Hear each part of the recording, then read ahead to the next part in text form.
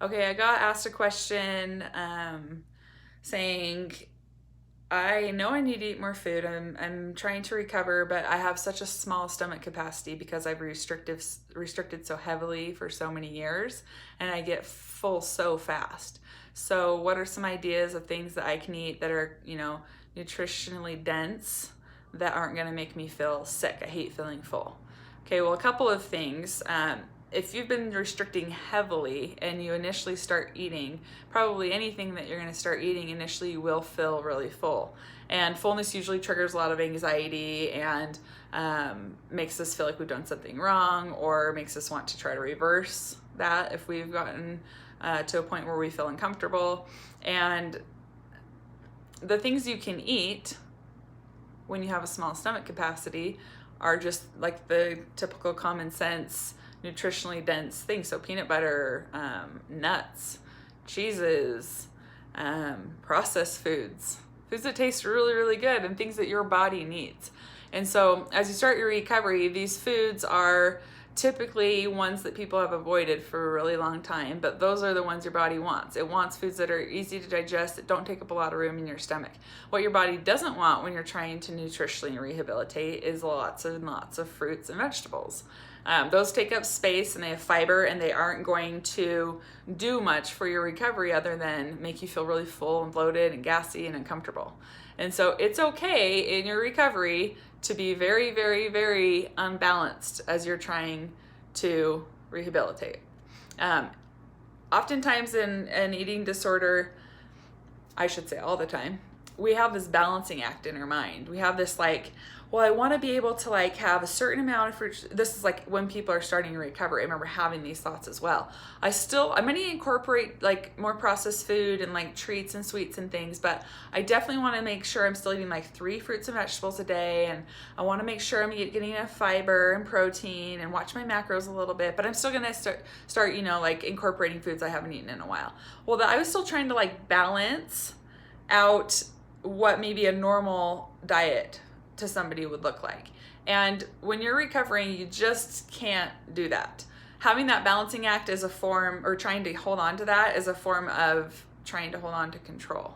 It's a fear of letting go. It's a fear of not feeling like you're good at something. I remember at the end of the day, if I had everything like looked just like I had planned, or it just felt right, like I ate perfect tasting foods and I ate just enough of them, and I ate at great times, like kind of intervals throughout the day, and if my day just looked perfect according to my eating disorder, then I felt like I was invincible. I felt like I was on top of the world. And so when I tell people like, okay, if you're asking me this question, you can't fit a lot of food in your stomach, and I'm telling you to eat nuts and cheese and peanut butter and really processed foods, and you respond, well, that stuff isn't like, we're just trying to have a better balance, or like, I don't know if that stuff going to make me sick, or, well, that's what your body is asking for, and your stomach capacity is small, so logically that would make the most sense. So we have to throw the balancing act out the window. It doesn't make us invincible. It doesn't make us superior. It doesn't make us any more control. If anything, if we're in recovery from an eating disorder and we're trying to balance things, we're still really out of control. So being able to really just listen to what your body is asking for, and initially you may not know what your body's asking for, and it may be really like, I don't even have an appetite. I don't know. I don't really have cravings anymore. I don't even have hunger. Like I don't feel hungry. Then that's when you just start forcing yourself to eat. Another question that I got asked is, so you say don't follow a meal plan. You keep saying like meal plans are a crutch and you don't need them. However, I haven't been eating regularly in so long that if I don't have a meal plan or some kind of structure, I'll go all day without eating. Okay, well, you do have to use some common sense in recovery. So yes, no meal plan, but you do need to have these non-negotiables, like I will eat at least every 2 hours. And I remember starting my recovery with that rule I needed to follow of, you can't go longer than 2 hours without eating. And at first I was doing really good at following that. And then I was like 2 hours is way too long for me to go without eating. I want to eat every 10 minutes. And so eventually it was kind of like baby stepping my way in, but even that was like kind of a crutch to just kind of have like a minimum, but I knew I had to eat every 2 hours type of thing. Because yes, of course, if you don't have normal hunger signals and you haven't been eating forever, especially if you're restricting most of the day and then eating at night, well, yeah, of course you're not going to like wake up on your first day of recovery and be like, I'm ready to eat a huge breakfast, because your body's not used to that. It doesn't even know to ask for that because you've been ignoring that for so long. And so just kind of touching on like, yes, you don't need to follow a meal plan. However, if you're finding that you have no appetite and you have no hunger, you do need to set something in place that is ensuring that you are eating throughout the day and that you're eating enough. So hopefully that's clear. So yeah, basically this video, I'm just covering small stomach capacity, eat really dense foods, really tasty, yummy foods. Don't try to balance what you're eating each day. In fact, try to be as unbalanced as you can in your recovery, because you're not trying to be a normal eater when you're recovered. You're not trying to find this like, what does a perfect intuitive eater look like?